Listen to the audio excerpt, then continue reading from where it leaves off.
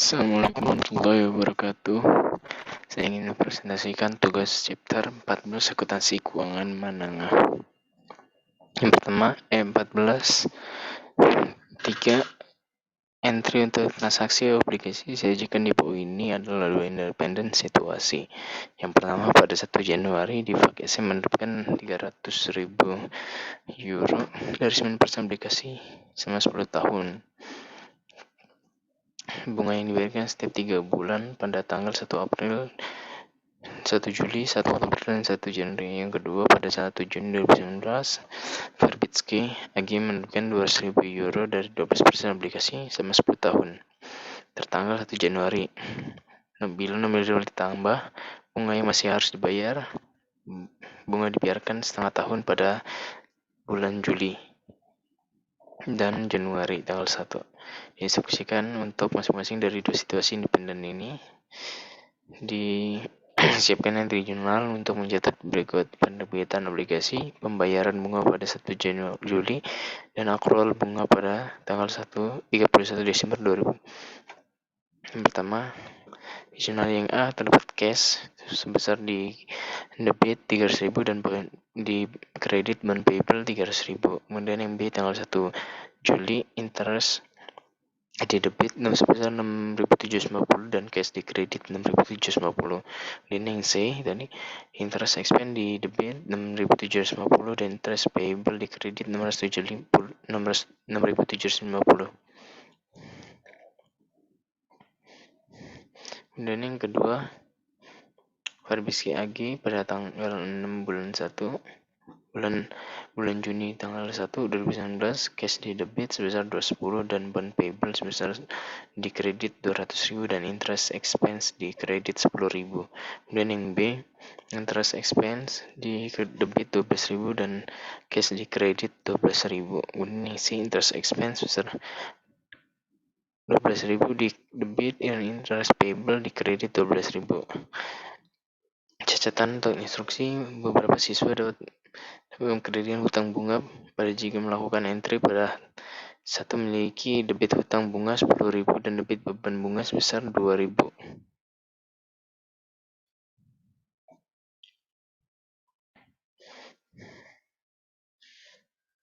Yang kedua, 14.10 informasi terkait berbagai penerbitan obligasi. Bawens Corporate memiliki menerapkan 3 jenis hutang pada 1 Januari 2019. Awal fiskal perusahaan yang 10 juta, 10 tahun 13%, obligasi tanpa jaminan, bunga di setiap 3 bulan, obligasi berharga 12%. Yang B 25 juta per 10 tahun, obligasi tanpa kupon dengan harga 12% per tahun. 15 juta per 10 tahun, obligasi hipotek 10% harga bunga yang dibayarkan setiap tahun untuk penghasilan 12%. Diinstruksikan jadwal yang mengidentifikasi item untuk obligasi satu tempo, nilai 2 jumlah periode bunga selama masa berlaku obligasi, 3 tingkat bunga yang dinyatakan per setiap bunga periode, 4 suku bunga efektif per periode bunga, 5 jumlah pembayaran per periode, dan 6 nilai kini obligasi pada tanggal penerbitan. Pertama, maturity terdapat bond sebesar 10 juta, kemudian maturity value-nya 25 juta dan mortgage bonds-nya 15 juta. Number interest-nya 40, kemudian 10 dan 10 di mortgage bond-nya. Starter rate periodenya sebesar 3,25% di 13% dibagi 4 dan 0 dan mortgage bond-nya 10%. Effective rate periodenya 3% dari 12 dibagi 4, kemudian 12% dan mortgage bond-nya 12%. Yang kelima, payment amount per periodenya sebesar 325 dan mortgage bond-nya sebesar 1.500.000. Yang keenam, present value sebesar 10.577.900 dolar, 8.449.250 dolar, dan mortgage bond-nya sebesar 13.304.880. Kemudian 10.000 dikali 13% dikali 1/4 sama 325 dolar. Kemudian yang B 15 juta dikali 10% sama dengan 1.500.000. Kemudian yang C present value, nah, nanti tadi sebesar 325 didiskon 3% per periode untuk 40 periode. Jadi 7.512.300 present value. 10 juta tadi diskon 3% per periode selama 40 periode menjadi 3.065.600. Jadi totalnya 10.577.900. Dan persen value $25 didiskon 12% selama 10 periode menjadi 8.049.250. Persen value 1.500.000 didiskon 12% selama 10 periode menjadi 8.475.330. Dan persen value 15 juta dolar didiskon 12% selama 10 tahun menjadi 4.829.550 menjadi totalnya 13.304.880 dolar. Yang keempat, 14.15 saya jurnal pensiun penerbit obligasi pada tanggal 30 Juni. Mendel PLS menerbitkan obligasi 8%, nominalnya 600.000 pound sterling. Yang jatuh tempo selama 20 tahun. Untuk menghasilkan 10% dapat dibalik kembali pada 30 Juni 2019 karena suku bunga lebih rendah. Perubahan persen peringkat kredit bisa memanggil seluruh masalah pada 112.555.000 kepada hasil 5% mereka selama 20 tahun. Pembayaran bunga 31 Desember dan 30 Juni untuk obligasi lama dan baru. Disuksesikan, siapkan entry jurnal untuk mencatat penghentian penerbitan lama dan pensiun edisi baru pada 30 Januari 2020. Kemudian yang B, siapkan entry yang diperlukan 31 Desember 2020 untuk mencatatkan pembayaran bunga 6 bulan pertama dan amortisasi premi obligasi. Yang pertama Juni tanggal 30 tahun 2020 bonds payable sebesar 521.021 dolar. Kemudian loss adjustment debtnya sebesar 102.979.000 menjadi cashnya di kredit 624.000. Reduction price-nya sebesar 624.000 pound sterling.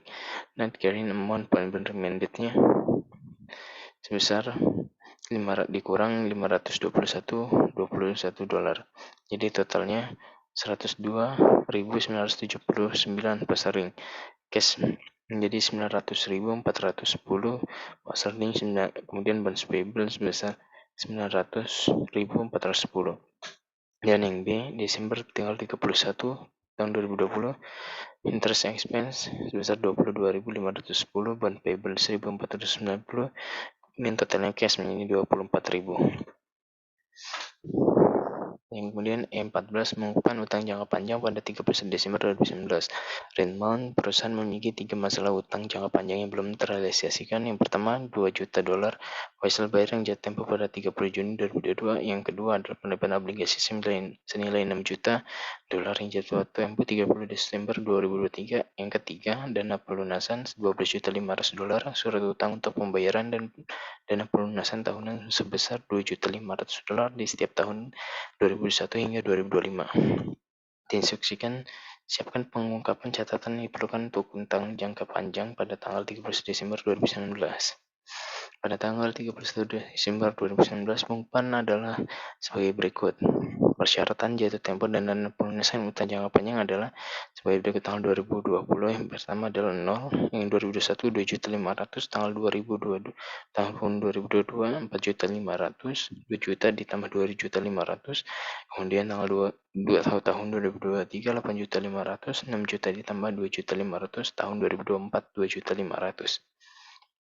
Kemudian P14.4 metode bunga efektif Samantha dan mahasiswa akuntansi menengah mengalami kesulitan mengartikulasi premi obligasi diskon dengan menggunakan metode bunga efektif. Selanjutnya, dia tidak bisa memahami mengapa IFRS mengharuskan metode ini digunakan. Dia telah datang kepada dengan masalah berikut. Pada 30 Juni 2019, Hobart SM menerbitkan 2 juta dolar nilai nominal 11%, 20 tahun obligasi 2.171.600 dengan hasil 10%. Perusahaan Hobart menggunakan efektif metode bunga untuk mengapresiasi premi atau diskon obligasi. Kemudian diinstruksikan Gunakan data di atas untuk tujuan ilustrasi, tulis memo singkat kepada Samantha. Kemudian ini memonya, ketika obligasi diterbitkan, Dear Samantha, ketika obligasi diterbitkan, berada nilai nominal beban bunga tahunan, pembayaran bunga sama dengan nilai nominal obligasi dikalikan dengan tingkat bunga yang tertera di muka. Namun, jika obligasi diterbitkan untuk menghasilkan tingkat bunga yang lebih tinggi atau lebih rendah dari apa yang dinyatakan di muka, beban bunga dan pembayaran bunga yang harus sebenarnya akan berbeda. Diskon atau premi ini masing-masing harus dikaitkan dengan secara sistematis dengan periode bunga yang terjadi selama umur obligasi melalui proses yang disebut amortisasi. Diasumsikan premi. Teori di balik metode bunga efektif adalah bahwa seiring berjalannya waktu, perbedaan antara nilai nominal dan obligasi nilai tercatat menjadi lebih kecil sehingga menyebabkan beban bunga yang lebih rendah dari setiap periode. Jumlah tercatat sama dengan nilai nominal obligasi ditambah bagian premi yang belum diamortisasi. Karena nilai tercatat obligasi lebih kecil dari waktu ke waktu, beban bunga juga berkurang. Karena tingkat bunga yang dinyatakan tetap konsisten, beban bunga dicatatkan untuk periode tersebut. Untuk mengalkulasi premi dengan metode yang diberikan, harus mengetahui jumlah nominal obligasi, tingkat bunga yang dinyatakan, tingkat bunga efektif, dan tercatatnya. Yang pertama, kalikan tarif bunga disebut kalikan jumlah nominal, ini adalah pembayaran bunga. Yang kedua, kalikan nilai tercatat obligasi dengan tingkat efektivitas yang memberi Anda beban bunga aktual. Berikutnya, P14.9, penerbitan obligasi antara tanggal bunga pensiun di bawah ini adalah transaksi terpilih pada pembukuan pengecoran Simmons. Kemudian diinstruksikan buatlah layar jurnal untuk transaksi di atas. Yang pertama, cash sebesar 1.064.610 di debit, kemudian bonds payable di kredit 1.110.610, kemudian interest expense di kredit sebesar 54.000. Kemudian pada Desember 31, 2019, interest expense di debit sebesar 108.000, interest payable di kredit sebesar 108.000. Kemudian bonds payable sebesar 769,50 dan interest expense di kredit 769,5. Kemudian 1 Januari 2020, interest payable di debit sebesar 108.000, kemudian cash di kredit sebesar 108.000. Kemudian tanggal 2 Januari 2020, bonds payable di debit sebesar 425.536,2, kemudian cash sebesar di kredit sebesar 367.200, kemudian gain on extinguishment of debt di kredit sebesar 58.336. Kemudian reaction price sebesar 367.200 dolar euro, dan net carrying value bonds redeem sebesar 425.536,2. Jadi gain on redemption sebesar 58.336,2 euro. Kemudian tanggal 31 Desember 2020, interest expense di kredit sebesar 64.800 euro dan interest payable di kredit sebesar 64.800. Kemudian bonds payable di debit 4.371,57 dan interest expense di kredit sebesar 4.371,57. Terima kasih atas presentasinya. Wassalamualaikum warahmatullahi wabarakatuh.